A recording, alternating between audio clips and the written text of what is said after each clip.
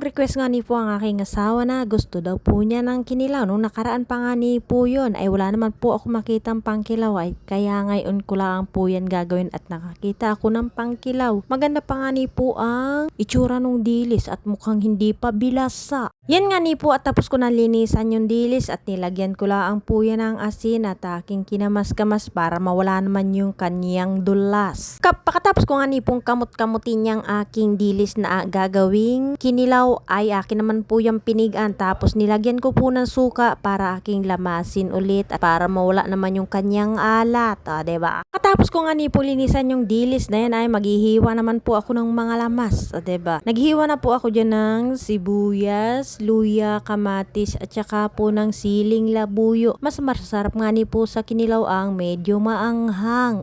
Katulad ko rin ba kayong mahilig sa maanghang ay baka yung inyong mga almoranas dyan ay magsilabasa na ay aruy mo. Isang beses nga din po ako pinagkilaw niya at ginaya ko lang yung mga ginagawa niya. Ayan, sabi niya sa akin ay pagtikim niya doon sa aking ginawang kinilaw ay bakit daw po ang sama ng lasa. Ang sabi ko naman po sa kanya ay dapat ikaw na ang gumawa at hindi naman talaga ako marunong ng ganyan at hindi naman kami nagaganyan. Pati nga ni po yung tulingan ay inaihaw sa kanila. Sa amin naman po hindi kami nagaihaw ng tulingan na ganoon, o diba? Pati nga po yung ginamos sa kanila, yung sa amin sa Tagalog ay bagoong ay kinakain nila ng hilaw. Sa amin po yun ay ginigisa muna namin sa maraming kamatis bago namin kainin, diba? At pagkatapos ko na nga ni po namang ilagay yung mga lamas niyang aking kinilaw ay nilagyan po yan ng mga pampalasa katulad ng magic sarap at saka ng suka at nilagyan ko na din po yan ng kalamansi para matapos na't makakain na ako nito, diba? At yun nga ni pong kanin sa kanila ay binlid ng mais. Ay sa amin naman po sa Tagalog ay nilulugaw namin yun sa baboy. Pagkain ko nga ni po ay nagtaka ako kung bakit ganun ang kanin nila. At sabi ko ay ngayon lang ako nakakain ng ganiri. Ayun nga ni po tapos ko ng timplahan ng aking kinilaw. Tara, kain po tayo!